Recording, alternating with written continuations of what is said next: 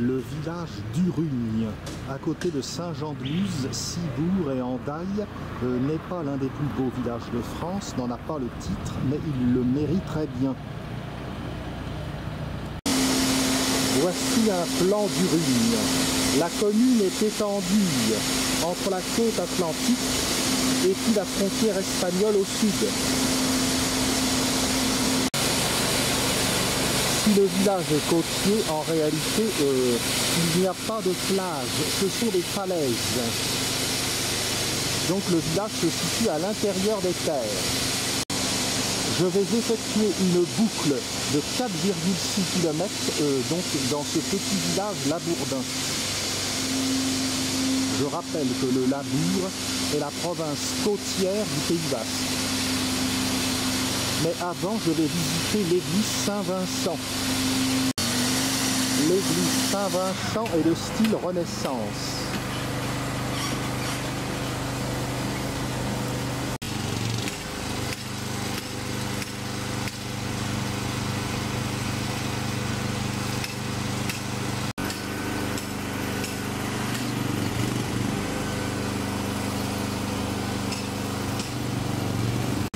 Le clocher qui domine un porche date du XVIe siècle. Il y a un cadran solaire qui indique une formule latine. Toutes les heures nous blessent, la dernière nous tue.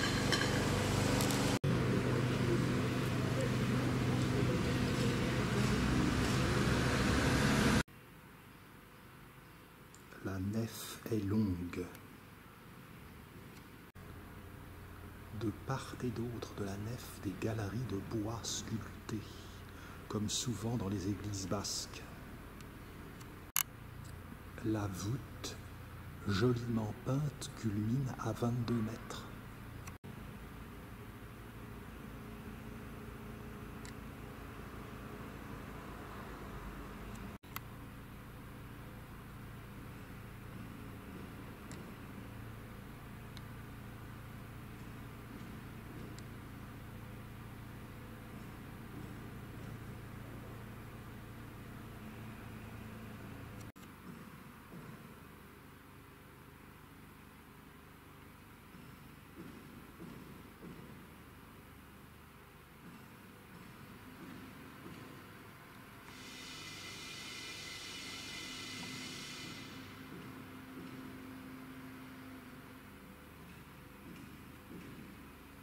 Les orques sont incroyables.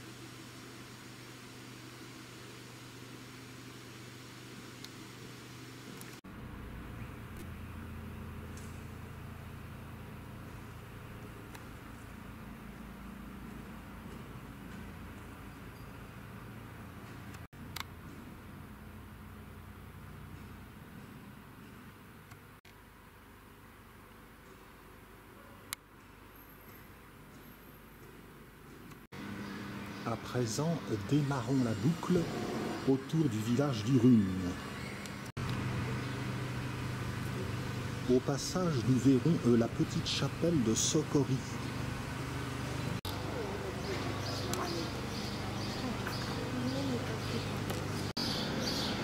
À proximité de la mairie. Que voici.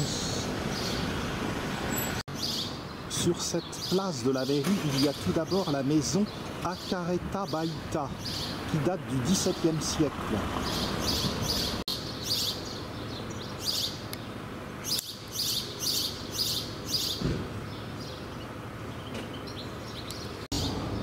La mairie Erico Etchea est de style labourdin.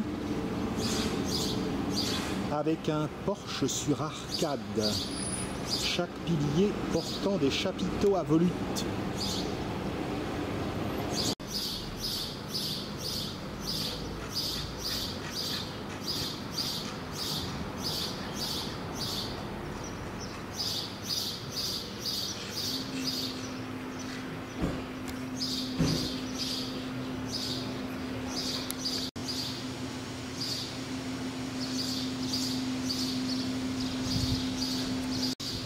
J'emprunte à présent la rue Notre-Dame de Socorri.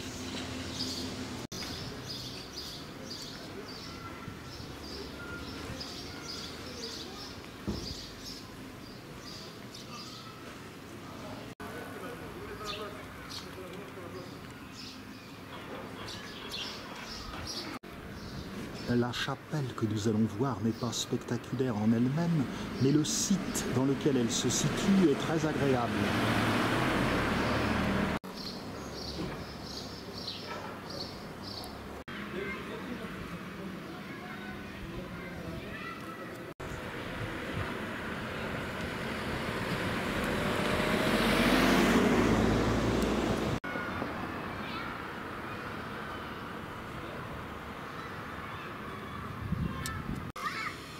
C'est l'été et un bel albizia fleurit là-bas.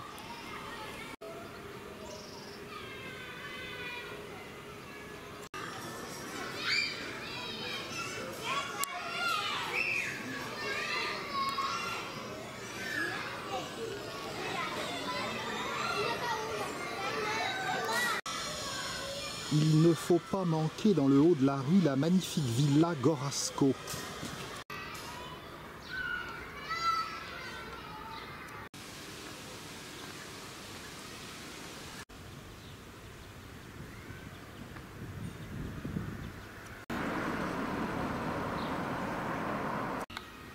Un agréable quartier pavillonnaire.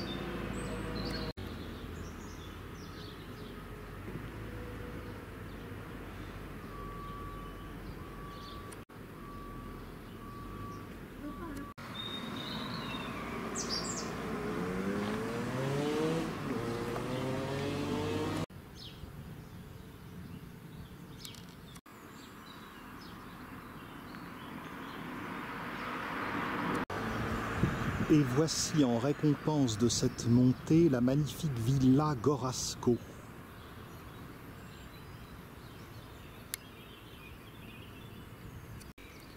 Elle est asymétrique, elle est de style néo-labourdin et les pans de bois sont peints en bleu, ce qui est rare à Urugne. Je poursuis encore un peu avant d'atteindre le chemin de croix.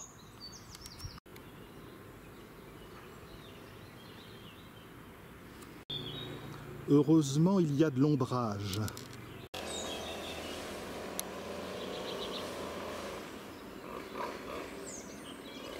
Le Pays Basque est bien vert, signe qu'il pleut, sauf en Espagne, au sud de la Navarre, qui subit le climat méditerranéen.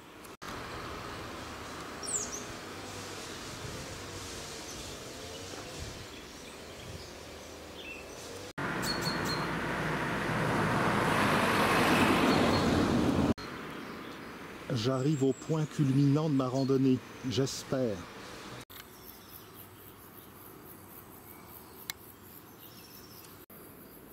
Un peu de chèvrefeuille.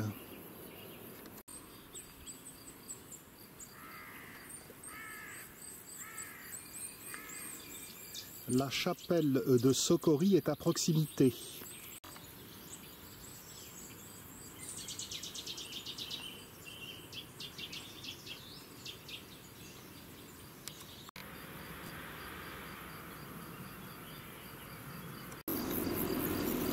Socorri signifie Notre-Dame du Secours.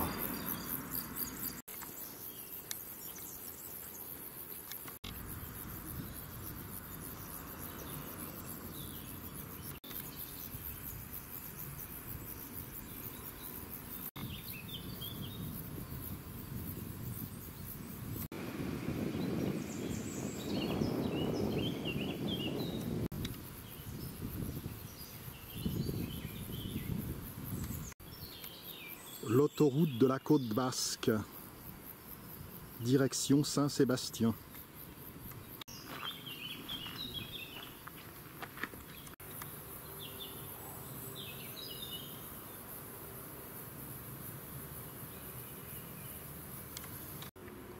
J'arrive à la chapelle de Socorri.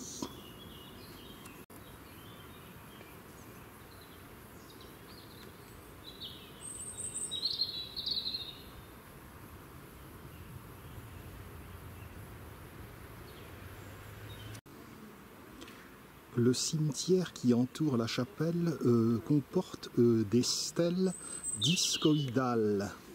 Ici sont enterrées les victimes de l'épidémie de choléra de 1855.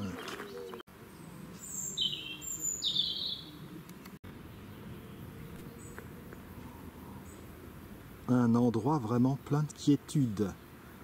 La chapelle de Socorri a été élevée au XVIIe siècle.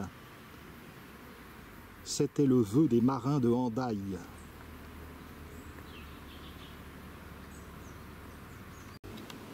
La chapelle a cependant été détruite à la Révolution et a été reconstruite en 1831.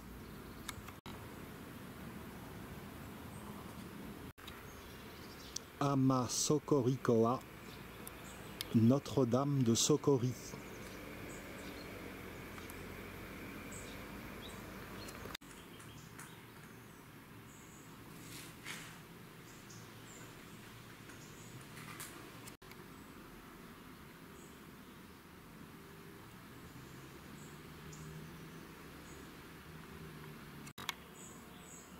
Serait-ce un ex-voto de Michel Alliot-Marie?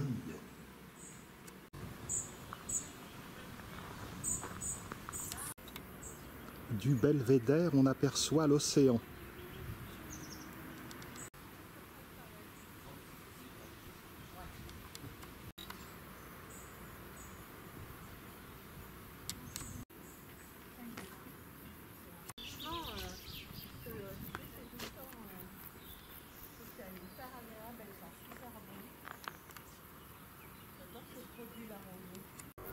Poursuivons par le chemin d'Irigoyen-Borda. Un véritable champ de vipérines. Un petit peu de confiture de cerise noire et ce sera parfait.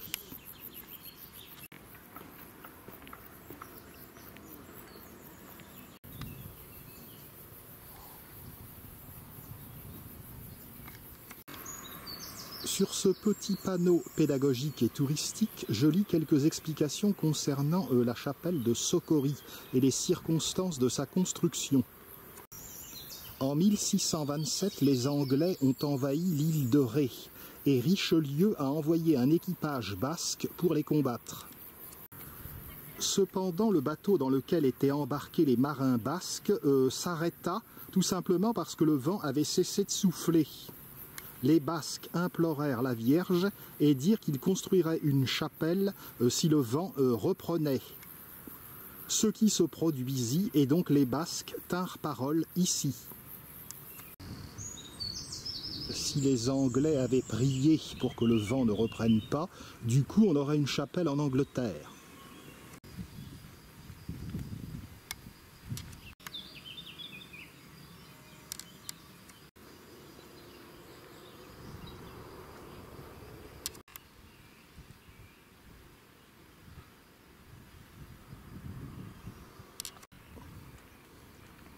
Le chemin d'Irigoyen-Borda continue sur la gauche. Faire des excursions dans les villes, c'est bien, mais alterner de temps en temps avec la campagne pour prendre un bon bol d'air, c'est salutaire.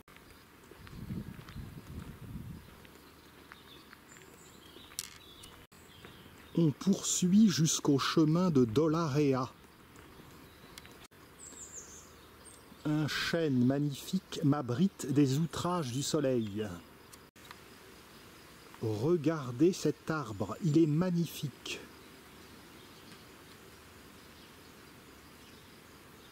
Il mériterait bien un label d'arbre remarquable.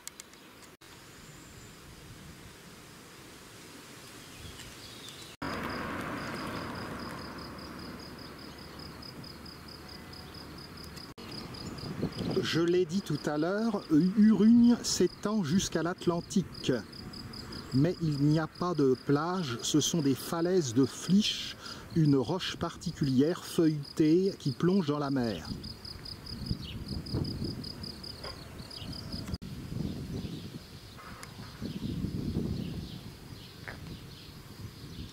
Ne me demandez pas pourquoi ils mettent rando à l'envers, peut-être pour ceux qui la font dans la position du poirier.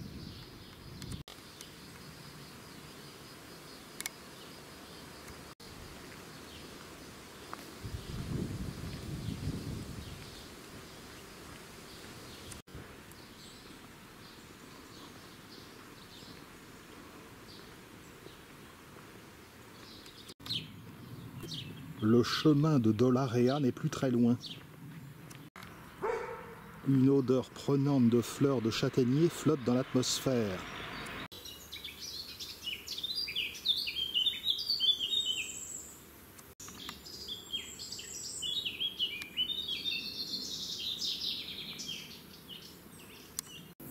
Le chemin de Dolarrea, c'est à droite.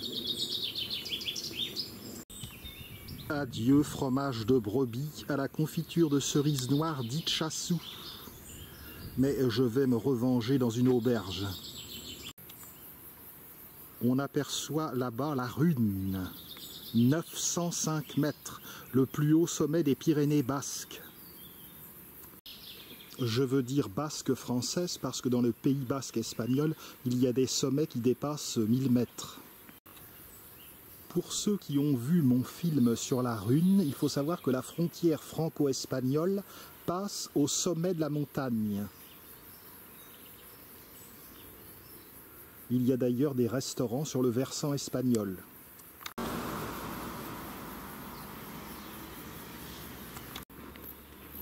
Le chemin de Dolarrea descend en pente douce. Nous allons passer à côté d'une intéressante curiosité qui est le château d'Urtubille.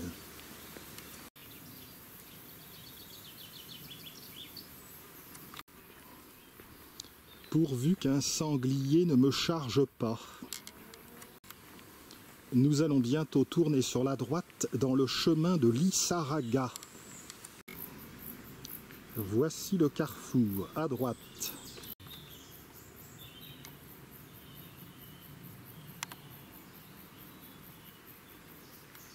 Rêve-je où j'ai vu le mot restaurant?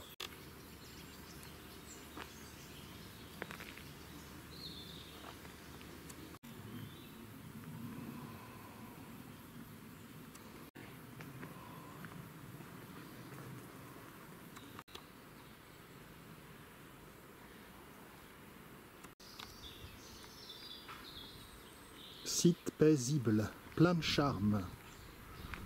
Des petites randos comme on les aime, comme les offre le Pays basque.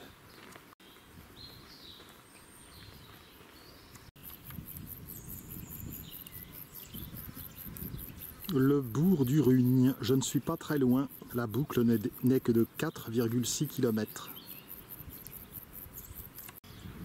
Là encore, une remarquable propriété basque.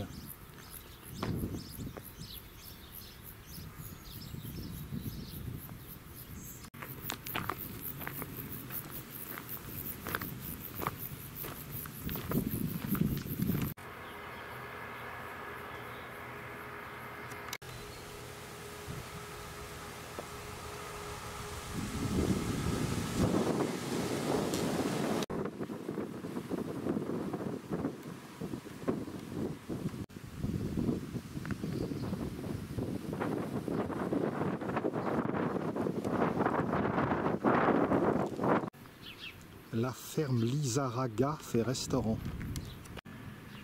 Laurier rose, jasmin, hortensia. C'est bien ma veine, le restaurant est fermé. Pas grave, j'ai quelques réserves énergétiques et je vais puiser dedans. Je me dirige vers le château d'Urtubille qui se situe au niveau de ces bouquets d'arbres.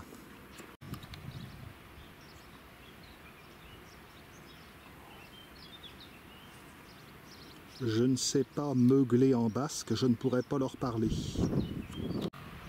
Si j'avais mes bottes de 7 lieues, j'irais bien au sommet de la Rune pour manger une omelette, mais malheureusement, j'ai oublié de les prendre. Le château d'Urtubille est ici, nous allons bientôt le voir dégager.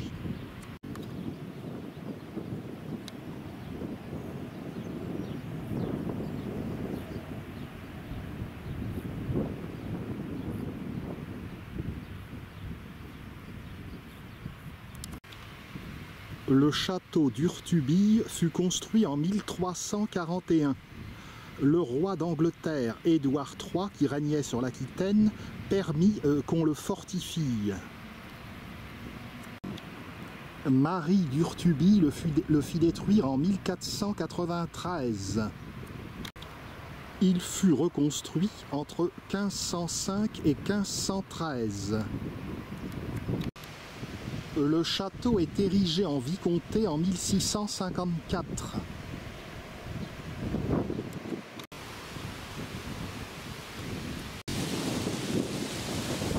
Il accueille Mazarin, une partie de la cour et les négociateurs du traité des Pyrénées de 1659. Louis XIV a remercié les seigneurs d'Urtubille en leur offrant des tapisseries bruxelloises de 1550.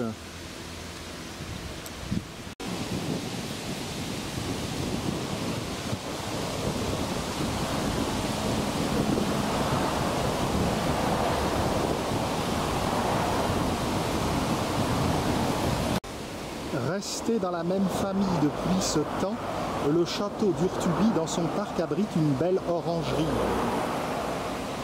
Le château est magnifiquement meublé.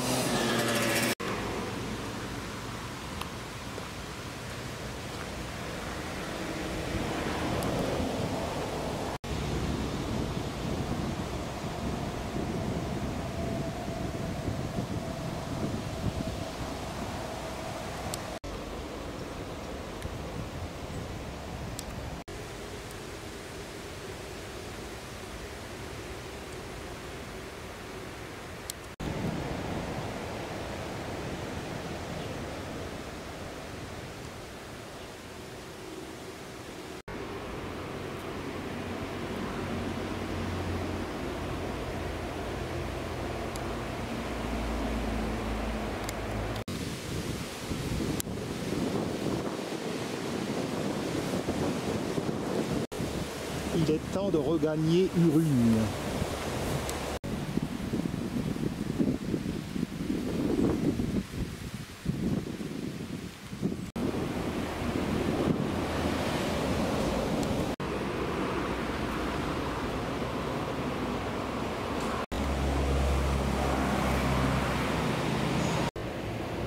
Revenons donc vers le village, rue Bernard de Corral, bientôt.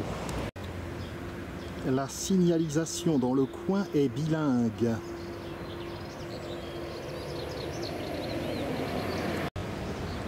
Saint-Sébastien et Irún sont en Espagne.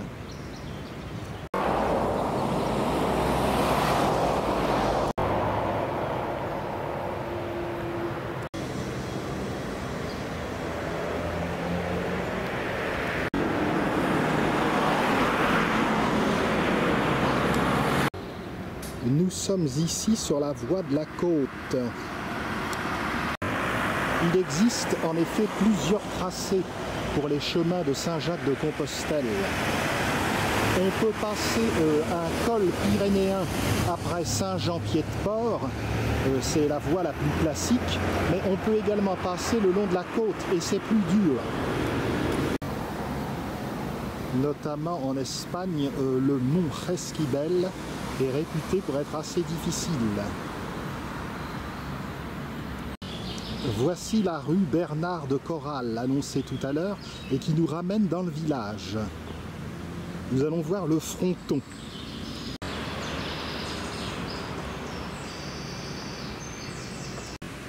Celui-ci m'a l'air d'hésiter entre le rose et le bleu.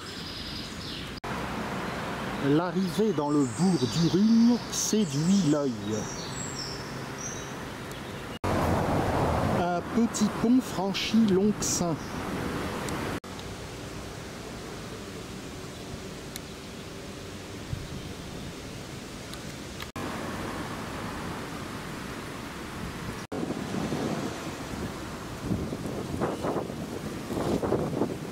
Le clocher de l'église Saint-Vincent culmine à 45 mètres.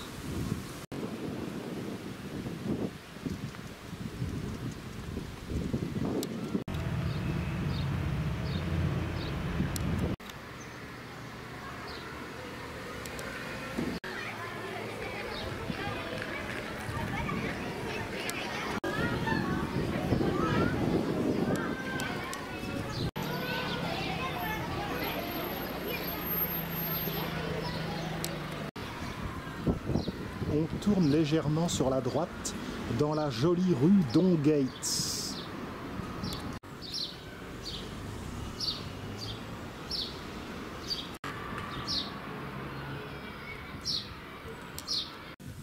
On passe alors derrière le fronton. Le fronton, élément traditionnel du Pays Basque où se déroulent des fêtes typiques. Festival de force basque et bien entendu partie de pelote basque.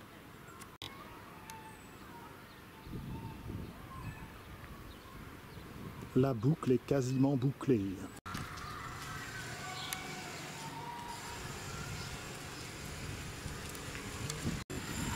Voilà, il est temps que je me restaure un peu, ou que je m'hydrate au moins. Le chevet de l'église Saint-Vincent.